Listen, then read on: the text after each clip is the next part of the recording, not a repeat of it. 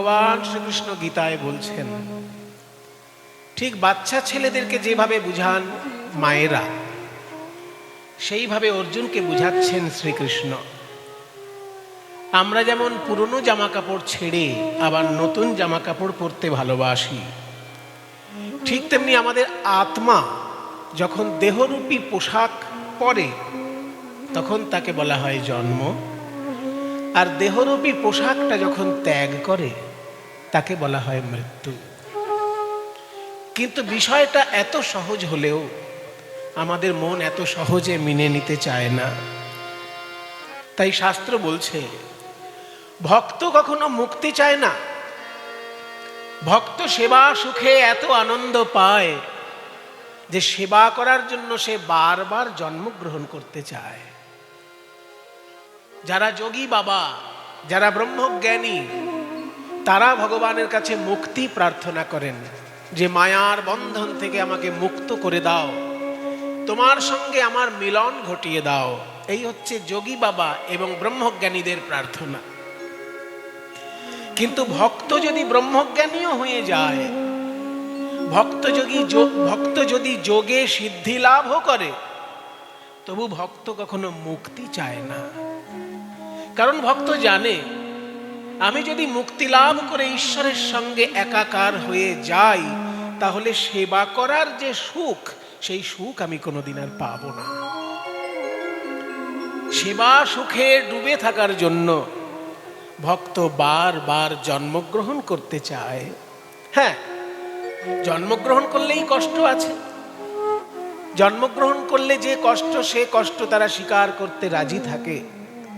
কিন্তু তবু তারা বারবার জন্মগ্রহণ করেন সেবা সুখে ডুবে থাকার জন্য, এবং মানুষকে সেবা শিখিয়ে দেবার জন্য তারা বারবার আসেন।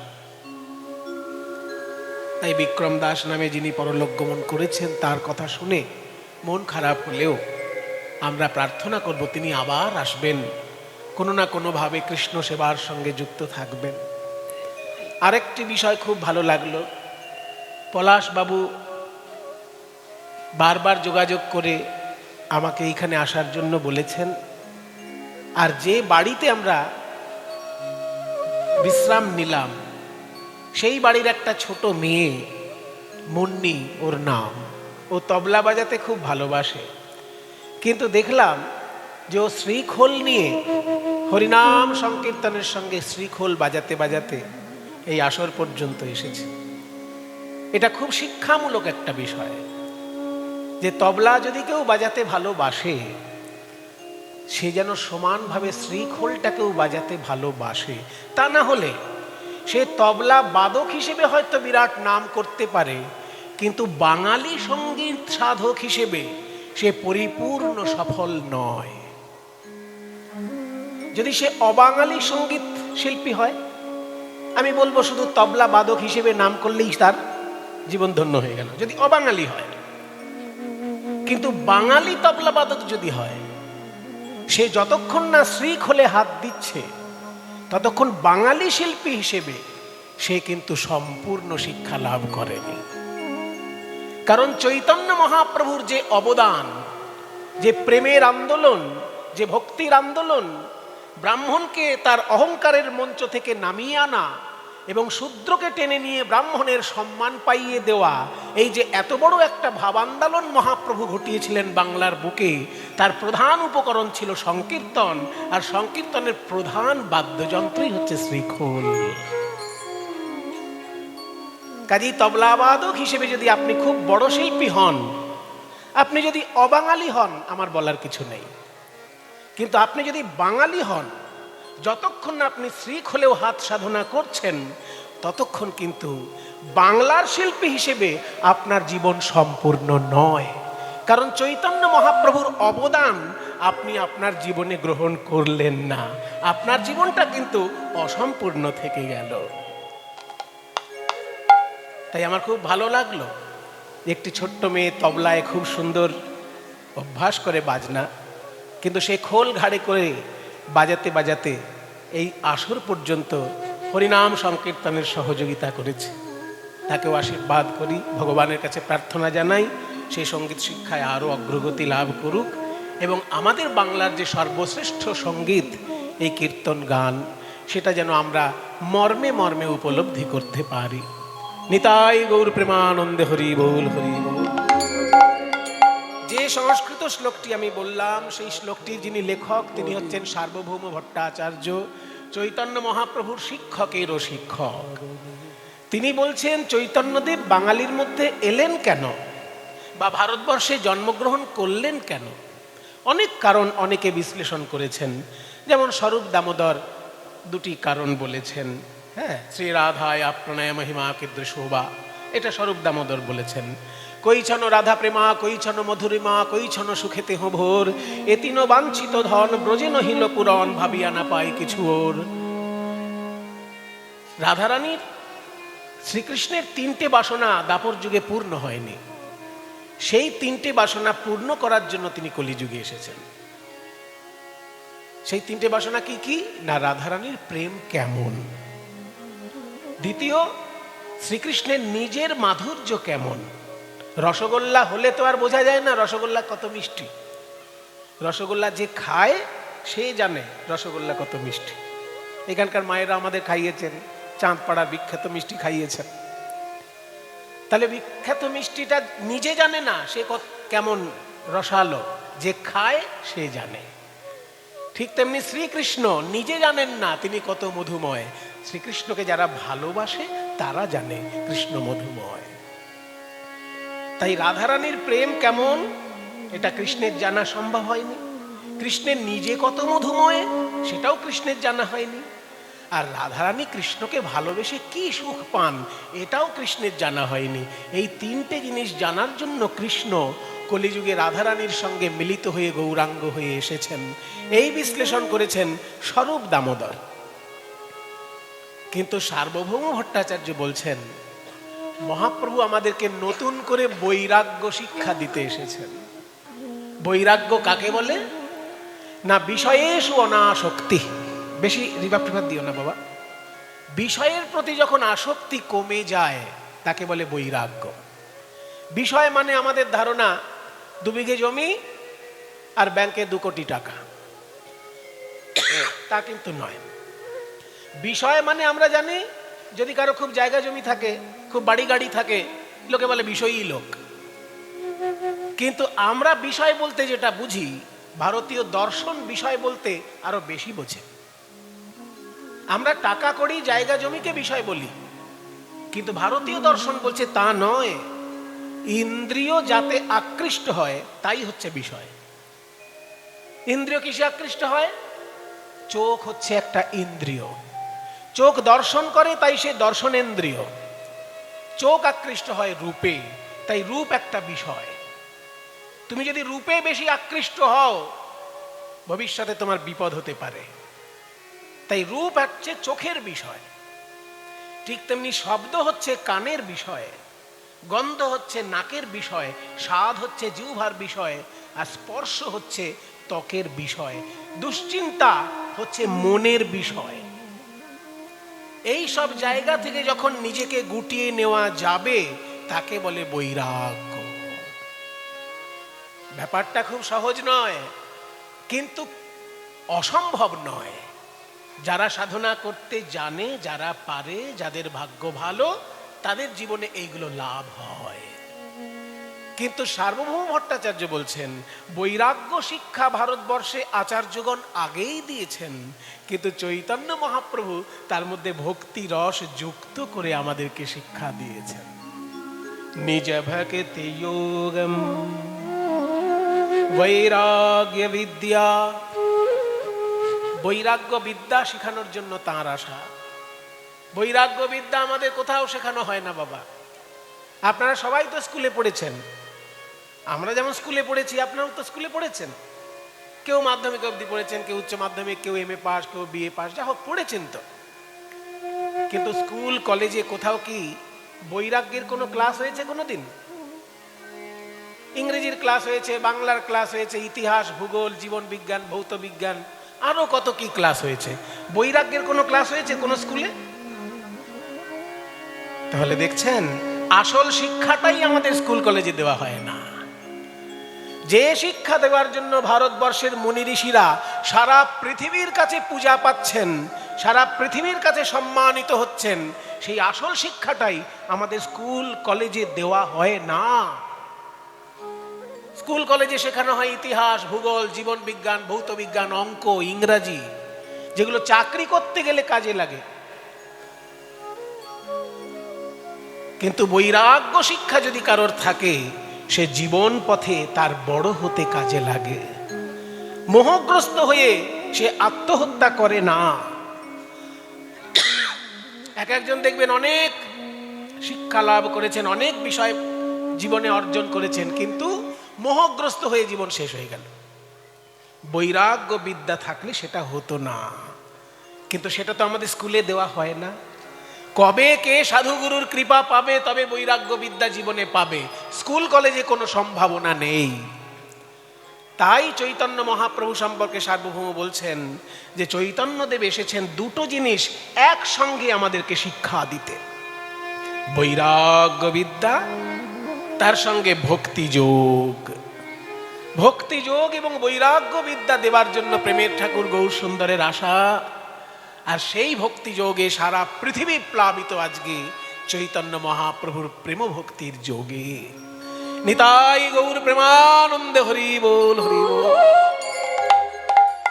তাই বৈরাগ্য যার ভিতরে আসে বাবা, সে বিরহ রস আস্বাদন করতে পারে, কারণ সে জানে এই জগতের সমস্ত সুখের বিষয়বস্তুতে আসল আনন্দ নেই। আসল আনন্দ রয়েছে ভগবানের নামে, ভগবানের গুণে, ভগবানের লীলায়। তাই ভগবানের লীলা কীর্তন শ্রবণ করে, আস্বাদন করে, কীর্তন করে তারা জীবন ধন্য করে। সেই বিরহ রস আস্বাদন করা হবে আজকে। এখানকার মায়েরা ইচ্ছা প্রকাশ করেছেন যে রাধারানীর বিরহ রস আস্বাদন করা হবে আজকে। সেই বিরহ রস আস্বাদন করার ভাবই তো আমার গৌর সুন্দর। নিজেকে ভাবছেন রাধা, আর হা কৃষ্ণ বলে উন্মাদের মতো কেঁদে কেঁদে গম্ভীরার মাটিতে নয়ন জলে ভাসছেন প্রেমের ঠাকুর গৌর হরি। কাঁদে আর রজনী পোহায়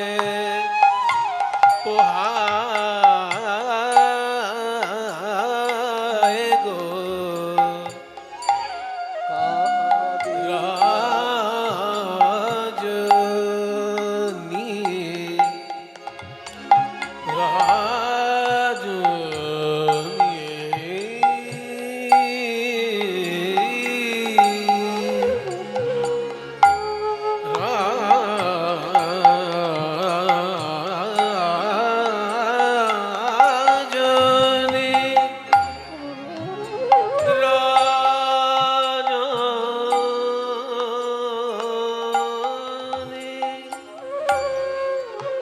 রজনী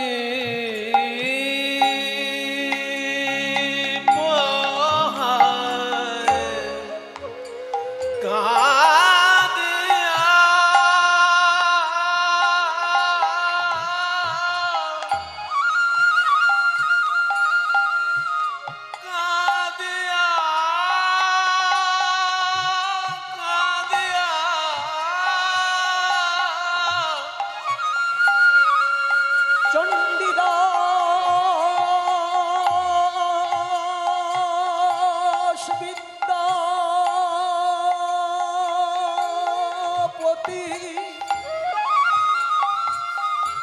রায়ের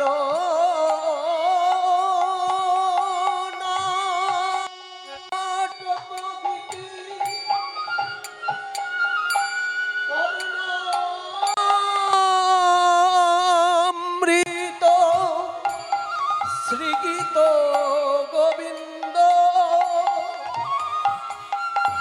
স্বরূপ রামানন্দ সনে মহাপ্রভু রাত্রি দিনে গাই শোনে পরম আনন্দ।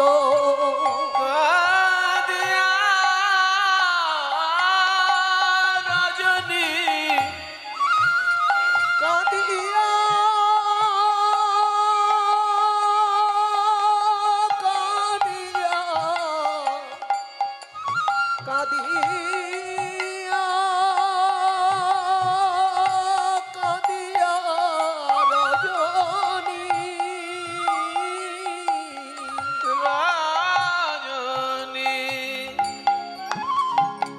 রজনী পোহায়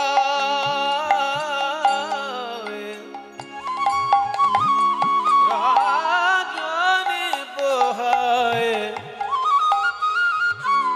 কাঁদিয়া কাঁদিয়া কাঁদিয়া কাঁদিয়া রজনী পোহায় রজনী পোহায় কাঁদিয়া রজনী পোহায় আমার ঘোড়া রজনী পোহায় রজনী পোহায় রজনী পোহায় নিদ নিদ নিদ নিদ বমগা সানি দপ রে সানি দপ গা রে সানি দপ গা রে সানি দপ দপ মগ সা সা গা গা মা মা পা পা দা নি সা রে সানি দপ মগা গোরা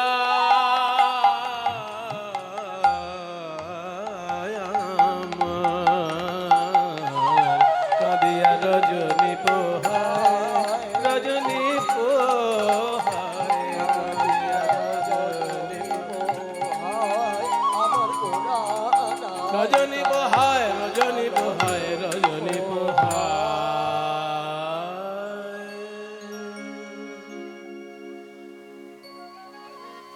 দাপর যুগে যেমন রাধারানী ললিতা আর বিশাখার কাছে ব্যথা নিবেদন করে কাঁদতেন, ঠিক তেমনি কলিযুগে রাধা ভাবে আবিষ্ট গৌর সুন্দর স্বরূপ দামোদর আর রামানন্দের কাছে কৃষ্ণ বিরহের কথা বলে নয়ন জলে ভাসে। একদিনের বর্ণনা দিচ্ছেন পদকর্তা। একটা সাধারণ লোক সমুদ্রে স্নান করে আর জগন্নাথ মন্দিরে পুজো করে। সমুদ্রে স্নান করে এসে জগন্নাথ মন্দিরে প্রণাম করে তারপর কাজ করতে চলে যায়। ওই খাওয়া দাওয়া করে কাজ করতে চলে যায়। সারাদিনের মধ্যে আর ভগবানের নাম করার সময় হয় না। তাই সমুদ্রে স্নান করে জগন্নাথের মন্দির পর্যন্ত যখন হেঁটে আসে, ওই সময়টুকু হরিনাম জপ করতে করতে আসে। আপনারা যারা পুরীতে গেছেন তারা জানেন, সমুদ্রের ধার থেকে জগন্নাথের মন্দির প্রায় 2 কিলোমিটার রাস্তা। এই এতটা রাস্তা যখন হেঁটে হেঁটে আসে তখন হরিনাম করতে করতে আসে। ওই সময়টা আর কারোর সঙ্গে গল্প করে না। আর ওই রাস্তাটার ধারেই কিন্তু সেই মন্দির, যেই মন্দিরে মহাপ্রভু থাকতেন। মন্দিরটির নাম হচ্ছে রাধাকান্ত মঠ বা গম্ভীরা মঠ। ওই মঠের পাশ থেকে যখন হরিনাম গাইতে গাইতে আসছে, একটু উচ্চৈস্বরে হরিনাম হয়ে গেছে, আর সেই হরিনাম মহাপ্রভুর কানে এসে পৌঁছেছে। অমনি উন্মাদের মতো মহাপ্রভু ছুটে এসে ওই লোকটির পায়ের কাছে পড়েছে। উন্মাদের প্রায় গোরা ছুটি ছুটি ধায়, উন্মাদের প্রায় গোরা ছুটি ছুটি ধায়, আমায় বলে না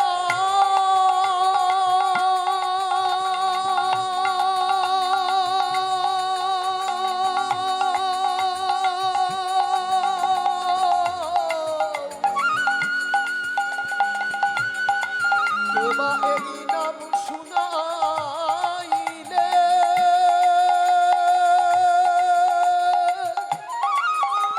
এমন মধুর মধুর মধুর করে উন্মাদের প্রায় গোরা ছুটি ছুটি ধায়, যে করে গোবিন্দ নাম ধরে তার পায়ে, যে করে গোবিন্দ নাম ধরে তার পায়। একটু আগেই আমি বলেছি বাবা, যে লোকটি হরিনাম গাইতে গাইতে আসছে ও কিন্তু খুব বড় সড়ো ভক্ত নয়, সাধারণ মানুষ, খেটে খাওয়া সাধারণ লোক। সারাদিন ভগবানের নাম করতে পারবে না বলে ওই স্নান করে খাওয়ার আগে সময়টুকু হরিনাম করছে। তবে এইটুকু খবর রেখেছে, যিনি কৃষ্ণ তিনিই জগন্নাথ আর তিনিই চৈতন্য মহাপ্রভু। তো সেই চৈতন্যদেব যখন এসে পায়ের উপর পড়েছে ভাবাবিষ্ট হয়ে, তখন লোকটি তো অবস্থা একেবারে শোচনীয়। আহা প্রভু, আপনি কি করছেন? আমাকে ছেড়ে দিন, আপনি আমার পায়ে হাত দিলে নরকেও আমার জায়গা হবে না প্রভু, আমি সাধারণ লোক, ছেড়ে দিন আমাকে। গৌরসুন্দর বলছে, না ভাই, তুমি যখন কৃষ্ণ নাম করেছো, তুমি আমাকে বলতে পারবে আমার কৃষ্ণের সংবাদ। জানো যদি আমায় বলে দাও গো, জানো যদি আমায় বলে দাও গো, আমি কোথায় গেলে পাবো তারে, যার নাম শুনায়ে পাগল কইলে। কোথায় গেলে পাবো তার নাম শোনায় পাগল হইলে, জানো যদি আমায় বলে দাও গো। এত বলি গোরা চাঁদের লোরে নয়ান ভাসে, ভাসে ভাস পড়লো মনে, কহে বাসু ঘোষে। সবাই মিলে এসে চেপে ধরেছে বাসুদেব ঘোষকে। বাসুদেব, তোমার কত বড় ভাগ্য, তুমি মহাপ্রভুর কাছে কীর্তন শিখেছো। মহাপ্রভুকে নিয়ে তুমি কীর্তন লেখো, নিজে গাও, তুমি মহাপ্রভুর ছাত্র, মানে গানের ছাত্র। তুমি আমাদের একটু খুলে বলো, কেন মহাপ্রভু এই সাধারণ লোকটির পায়ে হাত দিয়ে কাঁদছে? বাসুদেব ঘোষ বলছে, শোনো ভাই, আজকে মহাপ্রভুর ভাবটা কি জানো? মহাপ্রভু নিজেকে ভাবছেন রাধা, আর যে লোকটির মুখে কৃষ্ণ নাম শুনছেন তাকে ভাবছেন নারদ মুনি। বৃন্দাবনে রাধা রানী যখন 100 বছর ধরে কেঁদেছিলেন, হা কৃষ্ণ প্রাণ কৃষ্ণ বলে, 100 বছরের কান্না, সেই 100 বছরের কৃষ্ণ বিরহ গৌরসুন্দরের হৃদয়ে উদয় হয়েছে। তারপর যখন নারদ মুনি এসেছিল, রাধারানী কেঁদে বলেছিলেন, হে নারদ, আমার প্রভুর সঙ্গে কি আমার মিলন হবে না? নারদ বলেছিল, রাধে, তোমার সঙ্গে তোমার বধূর যদি মিলন ঘটাতে পারি তবেই আমার নাম নারদ। নারদ মুনি ব্যবস্থা করেছিলেন রাধা কৃষ্ণের মিলন ঘটানোর। সেই লীলা আজকে মহাপ্রভুর মনে পড়েছে, তাই নিজেকে ভাবছেন রাধা, আর যে লোকটি কৃষ্ণ নাম গাইছে তাকে ভাবছেন নারদ মুনি। সেই প্রভাস তীর্থে রাধা কৃষ্ণের মিলন ঘটিয়েছিল নারদ, সেই লীলা মনে পড়েছে। তাই প্রভাস পড়লো মনে,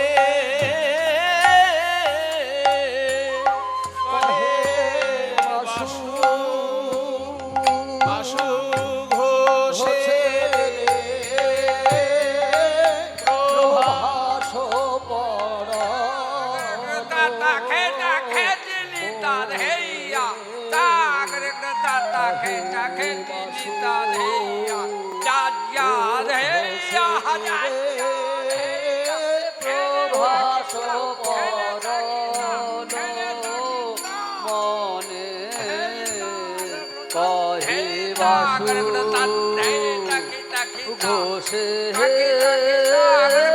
প্রভাস পড়া প্রভাস মনে কহে বাসু ঘোষে প্রভাস কহে বাসু ঘোষে প্রভাস কহে বাসু ঘোষে প্রভাস পড়লো মনে, কহে বাসু ঘোষে রে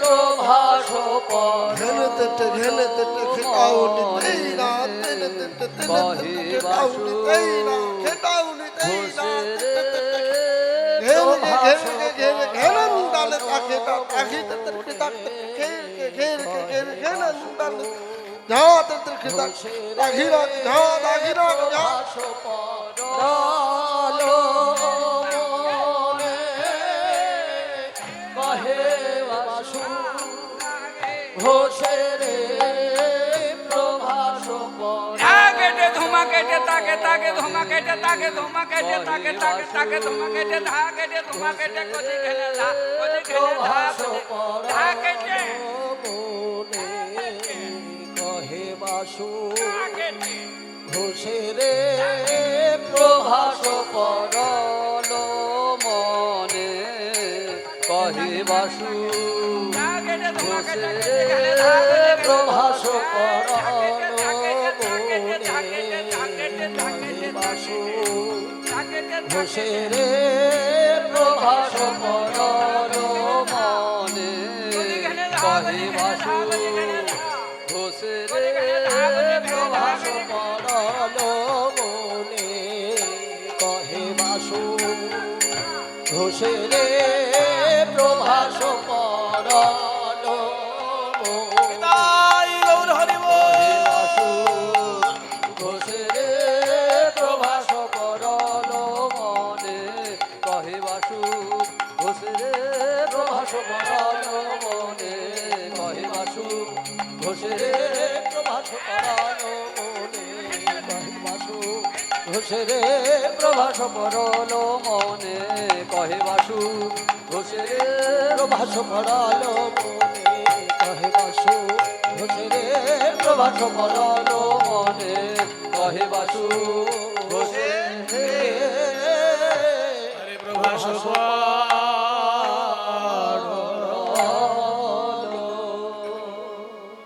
চলুন আমরা মধুময় বৃন্দাবনে যাই।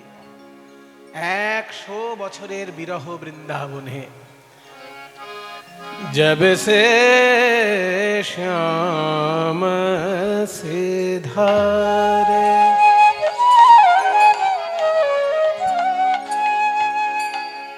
सिधारे श्याम सिधारे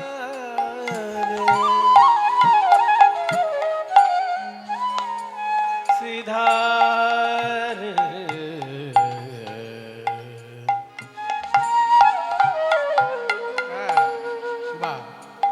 धा धा प म ग ध नि धा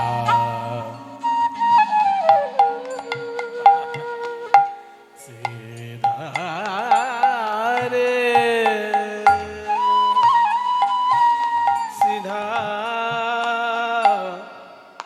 रे श्याम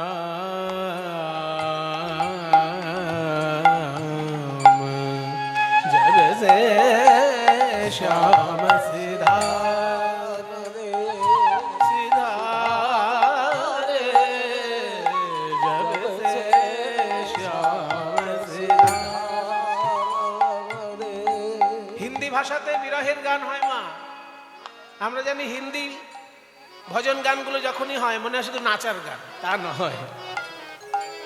হিন্দিতেও এমন শাস্ত্রীয় সঙ্গীত আছে যেগুলোতে চোখের জলে ভেসে যাওয়ার গান। তার মধ্যে একটা গাইছি, এই কথাটার মানে শুনলে আপনারা বুঝতে পারবেন এটা বিরহের গান। জব সে মানে যখন থেকে, জব সে মানে যখন থেকে, শ্যামা শ্যাম সুন্দর, সিধারে সিধারে মানে বিদায় নিলেন। হিন্দিতে সিধারে মানে বিদায় নিলেন, পধারে মানে আগমন করলেন। আইয়ে পধারিয়ে আছে না, মানে আসুন, শুভাগমন হোক। তাহলে সিধারে মানে বিদায় নিলেন। যখন থেকে শ্যাম সুন্দর বৃন্দাবন ছেড়ে চলে গেছে মথুরায়, দ্বারকায়, আমার অবস্থাটা কি? তড়প তড়প জিয়া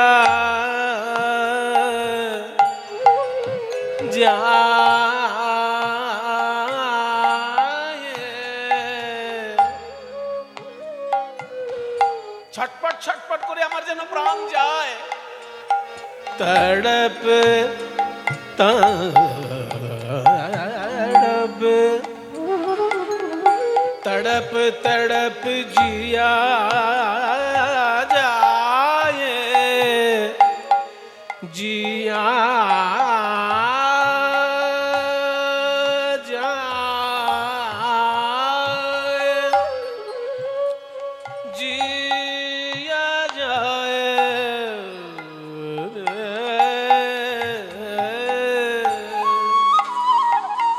श्याम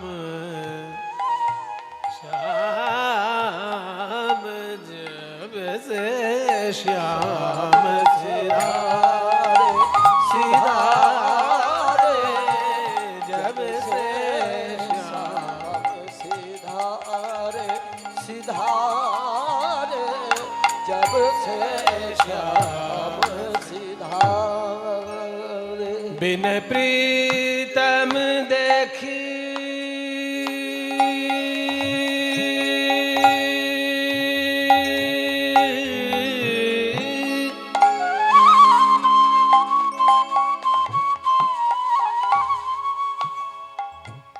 बिन प्रीतम देखी माने प्रियतम के देखते ना पेये मेरा प्राण जावत है আমার প্রাণ বুঝি যায় সখী बिन प्रीतम देखी मेरा प्राण जावत है ला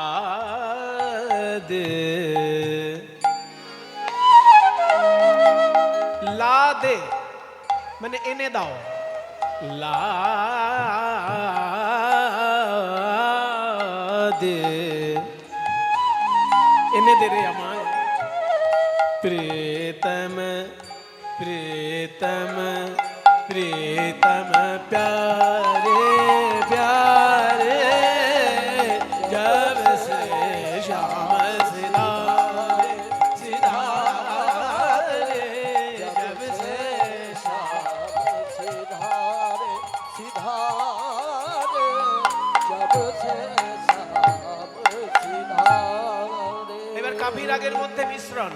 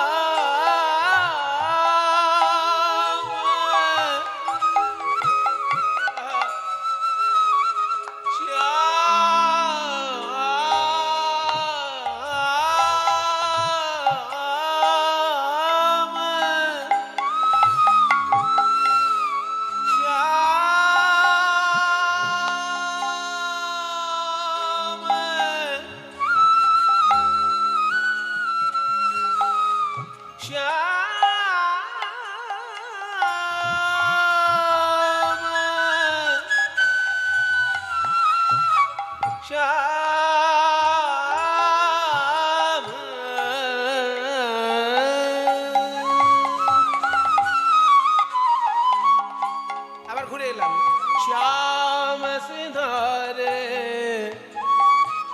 শ্যাম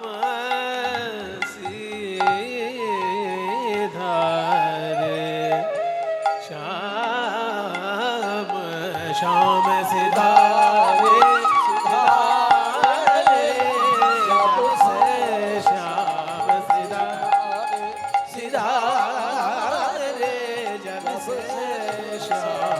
सिधारे सिधारे सिधारे सिधारे जब से श्याम सिधारे सिधारे जब से श्याम সিধারে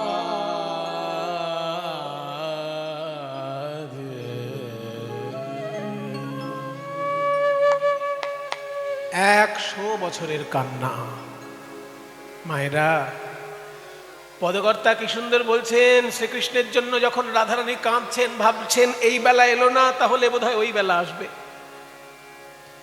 যেই দেখলেন ওই বেলা এলো না তখন ভাবছেন পরের দিন তাহলে আসবে তাতেও যখন এলো না তখন ভাবলো পরের মাসে আসবে তাও যখন এলো না ভাবছে পরের বছরে তো আসবে তাও তো এলো না এখনো তখনো করি দিবস ঘুমাইনু দিবস দিবস করি মাসা মাসা মাসা করি বরস ঘুমাইনু ছোড়নু জীবন কি আশা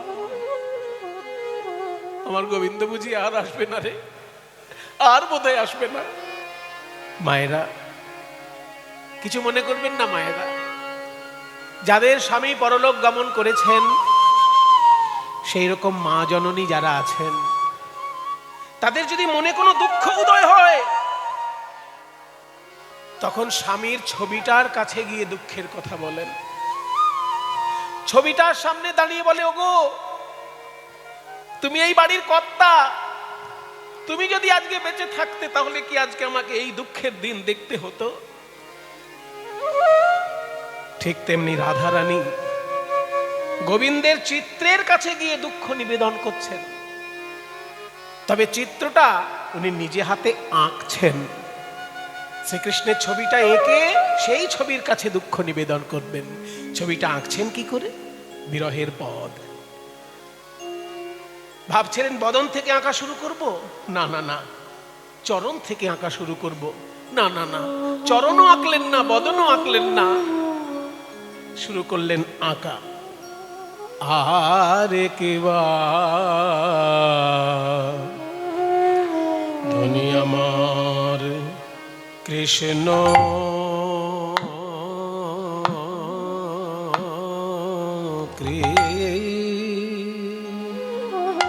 কৃষ্ণ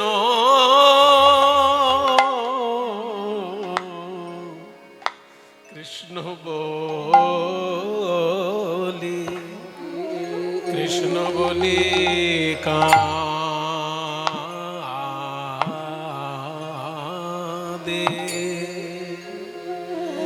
বাহু বাহু তুলি, বাহু তুলি বলে প্রাণ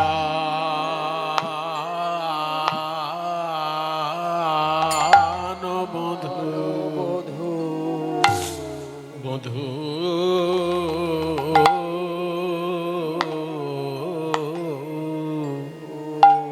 প্রাণ বধূ গেল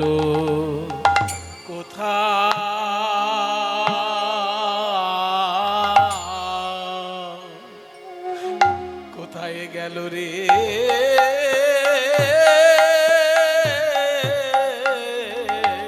আমার প্রাণ ধনী আমার কৃষ্ণ মৃত্তিকা মৃত্তিকা উপরে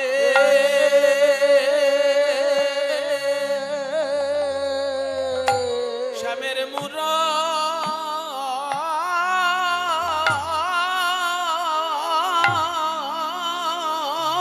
মূরতি, শ্যামের মূরতি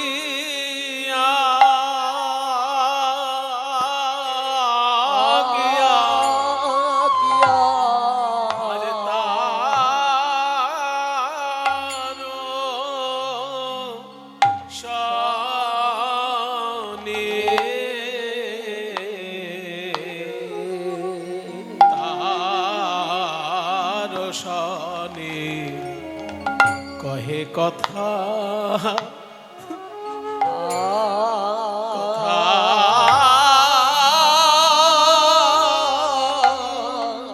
কত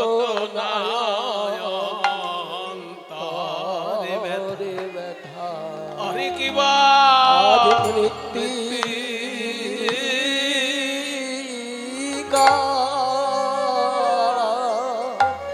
মৃত্তিকায় উপরে শ্যামের মূরতি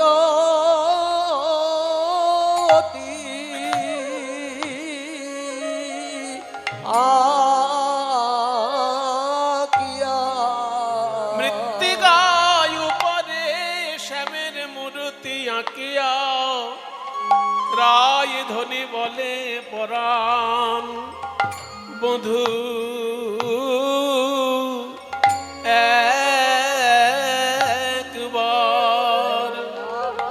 একবার কথা কও হে আমি অনেক দিন তো অনেক দিন তো শুনি নাই হে পরাণ বধূ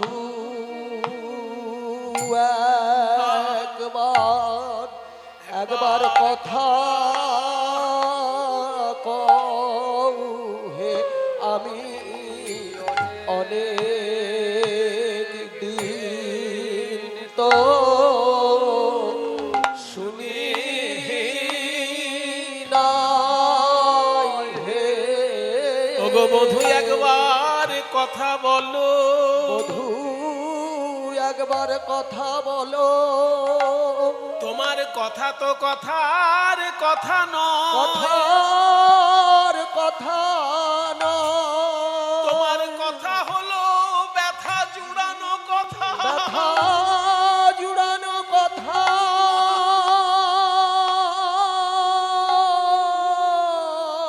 তব কথামৃত তপ্ত জীবন তপ্ত জীবন কবি বিড়িতাম কলমশাপহ কলমশাপহ এই যে শ্রবণ মঙ্গল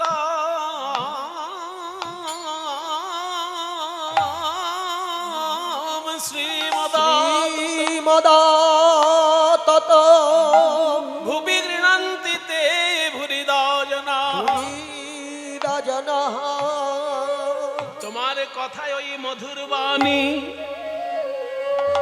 শুধু মধুর বাণী নয় শুনলে জীবের মঙ্গল হয় আর যারা শ্রীকৃষ্ণের কথা শুনে নয়ন জলে ভাসে তাদের নরজীবন ধন্য হয়ে যায় তারা গোবিন্দের চরণ পায় এই মধুর কথায় অনেক দিন শুনে নাই বলো বলো পরাণ বধূ একবার কথা বলো আমি আমি অনেক দিন তো বধূ কথা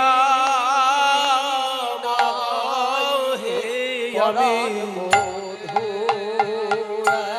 একবার কথা কও হে অনেক দিন তো শুনি নাই পরাণ বধূ একবার কথা কও হে আমি অনেক দিন শুনি নাই পরাণ বধূ একবার কথা কও হে অনেক দিন তো শুনি নাই পরাণ বধূ একবার কথা কও হে অনেক দিন তো শুনি ওহে নাই ওহে আমার সোনার বধূ বধূ বিদায় গৌর হরি বল। একবার কথা কও হে হে আমার সোনার বধূ পরাণ বধূ একবার কথা কও হে হে আমার সোনার পরাণ বধূ একবার কথা কও হে হে আমার সোনার বধূ একবার কথা কও হে অনেক দিন তো শুনি নাই সোনার বধূ একবার কথা কও আমি হে অনেক দিন তো শুনি নাই পরাণ বধূ বধূ একবার কথা কও হে অনেক আমার শুনি নাই পরাণ বধূ একবার কথা কও হে কৃষ্ণ কৃষ্ণ কৃষ্ণ বলি কাঁদে বাহু তুলি বলে বধূ গেল কোথা কোথা মৃত্তিকায় উপরে শ্যামের মূর্তি আঁকিয়া তার সনে কহে কথা বদন আঁকতে গিয়ে বদন আঁকতে পারলেন না চরণ আঁকতে গিয়ে চরণ আঁকতে পারলেন না কোথা থেকে শুরু করলেন এই যে কোমর থেকে আঁকা শুরু করলেন কোমরকে ভালো ভাষায় বলে কোটি, তবে বানানটা কয়কার টয় হস্যি নয়। কয়কার টয় হস্যি কোটি মানে 100 লক্ষ, আর ক টয় হস্যি কোটি মানে কোমর। আমরা তো বাঙালি, ক লিখলে ওকার উচ্চারণ করি, ওকার লিখলে ওকার উচ্চারণ করি। তাই কটি তো আমরা বলি না, কোটি দেশ বলি, মানে কোমর। কোটি দেশ অর্থাৎ কোমর।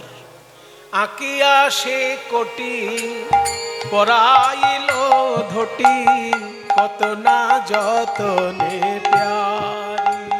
ধনী আকি আসে কোটি পরাইল ধটি, কত না যতনে প্যারি। আঁকিয়া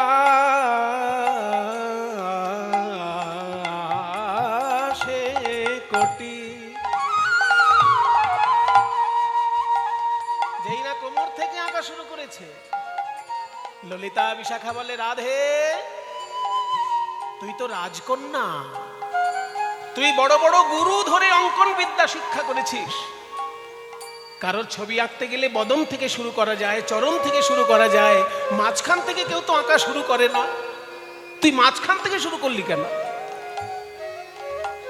মাঝখান থেকে শুরু করলাম কেন?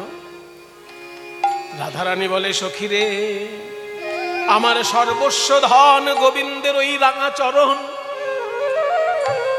তাই ভেবেছিলাম চরণ থেকে চিত্র অঙ্কন করব। কিন্তু আবার ভেবে দেখলাম গোবিন্দের চরণ ছিল, তাই সে ব্রজ ছেড়ে চলে গেছে। চিত্রের যদি চরণ এঁকে দিই, চরণ পেলে চিত্র যদি ব্রজ ছেড়ে চলে যায়, তাহলে আমি কেমন করে ব্রজে থাকবো? ওগো আমি তাই তো চরণ আঁকি নাই, তাই তো চরণ আঁকি নাই। যদি চরণ পেলে চিত্র চলে যায় গো, এই অভাগিনীর কপাল ভালো নয় রে।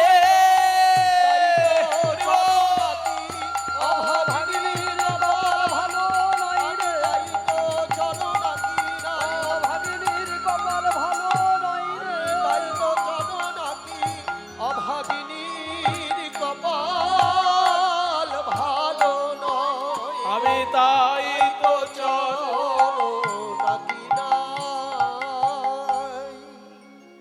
চরণ আঁকিনি কেন না, চরণ পেলে যদি কৃষ্ণ, ছবিটাও ব্রজ ছেড়ে চলে যায়। এইবার নাভি সরোবর আঁকিল, তারপর কতহু যত্ন করি। যখনই ধুতির উপরে নাভি অঙ্কন করেছে, ভেবেছে তাহলে ছবিটা উপরের দিকেই যাচ্ছে। এইবার কি আঁকলেন? সুন্দর করে হাত দুটি অঙ্কন করলেন। হাত, বাহু, বাহু দুটি আঁকি ছলো ছলো আঁখি, মুরলি দিল সে করে। বাহু দুটি আঁকি ছলো ছলো আঁখি, মুরলি দিল সে করে। সুন্দরভাবে হাত দুটি এঁকেছে। হাত দুটি এঁকে তাতে বাঁশি দিয়েছে, আর বলে, ওগো প্রাণনাথ, একবার তেমন করে বাঁশি বাজাও, তেমন করে বাঁশি বাজাও। যে বাঁশি শুনে আমরা হলাম দাসী, তেমন করে বাঁশি বাজাও। হে প্রাণনাথ,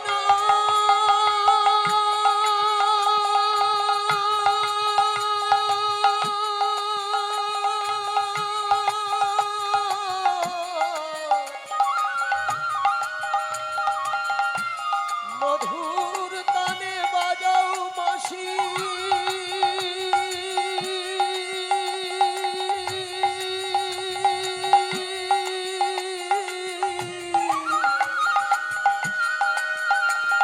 যে বাঁশি শুনে আমরা হলাম দাসী।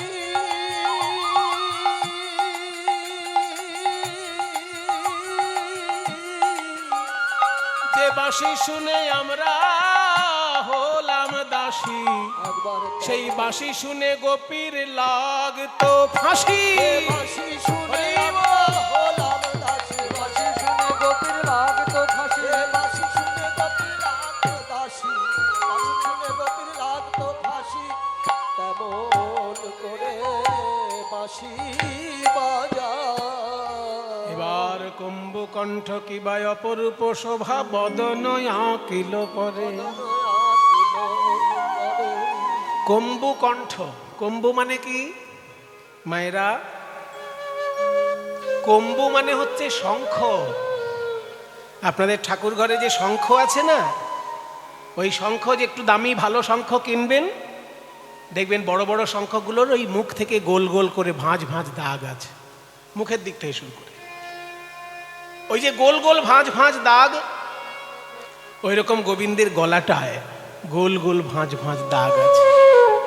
তাই শঙ্খর সঙ্গে গোবিন্দের গলাটির তুলনা করা হয়েছে। গোবিন্দ আমার হাতে শঙ্খ নিয়ে থাকতেন সারাক্ষণ। কেন? হাতের শোভাবর্ধন করার জন্য নয়, যুদ্ধ ঘোষণা করার জন্য তিনি হাতে শঙ্খ রাখতেন। অন্যায়ের বিরুদ্ধে লড়াই করার জন্য, সকলকে শিক্ষা দেওয়ার জন্য গোবিন্দের হাতে শঙ্খ। যে যেখানেই অন্যায় দেখবে, যেখানেই দু নম্বরই দেখবে, যেখানেই অত্যাচার দেখবে, যেখানেই ষড়যন্ত্র দেখবে, অমনি তার বিরুদ্ধে লড়াই করবে। এই দেখো আমি নিজে হাতে শঙ্খ রেখেছি। ওই কুরুক্ষেত্রে দুর্যোধনের বিরুদ্ধে পাণ্ডবদের লড়াইয়ে শঙ্খধ্বনি করে সেই লড়াই শুরু হয়েছিল। যুদ্ধ শুরু হতো শঙ্খধ্বনি করে। তাই অন্যায়ের বিরুদ্ধে লড়াই করার জন্য শ্রীকৃষ্ণের হাতে শঙ্খ, আর তার গলাটাও দেখতে শঙ্খের মতো। কম্বুকণ্ঠ কিবা অপরূপ শোভা বদন আঁকিল পরে। এবার সুন্দর করে চাঁদ বদন অঙ্কন করে সেই বদনে বদন দিয়ে কথা বলছেন। কি কথা বলছে গো? বদন আঁকিয়া শ্যামের বদন আঁকিয়া মুখে মুখ দিয়া তার সনে কহে কথা। শ্যামের বদন আঁকিয়া মুখে মুখ দিয়া তার সনে কহে কথা। কি কথা বলছে প্রাণনাথ? এই দাসীর কথা কি মনে পড়ে না? এই দাসীর কথা কি মনে পড়ে না? দ্বারকায় রাজা হয়েছ বলে দাসীর কথা কি মনে পড়ে না? তুমি দ্বারকায় রাজা হয়েছ বলে দাসীর কথা কি মনে পড়ে না? দ্বারকায় রাজা হয়েছ বলে ওহে বৃন্দাবনের রাখাল রাজা, দ্বারকায় রাজা হয়েছ। হে বৃন্দাবনের রাখাল রাজা, দ্বারকায় রাজা হয়েছ বলে দাসীর কথা কি মনে পড়ে না? ওই বদন আঁকিয়া মুখে মুখ দিয়া তার সনে কহে কথা। এত সুন্দর পদ যিনি রচনা করেছেন মা, তার নাম ছিল যদুনাথ চক্রবর্তী। কিন্তু বৈষ্ণব ধর্ম শিখিয়েছে ব্রাহ্মণকে অহংকার থেকে নিচে নেমে আসতে। তাই যদুনাথ চক্রবর্তী হয়েও তিনি পদ লেখার সময় যদুনাথ দাস লিখতেন। দাস লিখতেন। অহংকার ত্যাগ করে দাস না হতে পারলে কৃষ্ণচরণ পাওয়া যায় না। তাই যদুনাথ যদুনাথ কয়ে ওহে রসময় আসিয়া দেখো হে থা, আসিয়া দেখো হে থা। ওই যদুনাথ কয় ওহে রসময় আসিয়া দেখো হে থা, আসিয়া দেখো হে থা। একবার এসে দেখে যাও, একবার এসে দেখে যাও, তোমার প্রেমময়ীর কি যে দশা, একবার এসে দেখে যাও। প্রেমময়ীর কি যে দশা, একবার এসে দেখে যাও। রাধারানী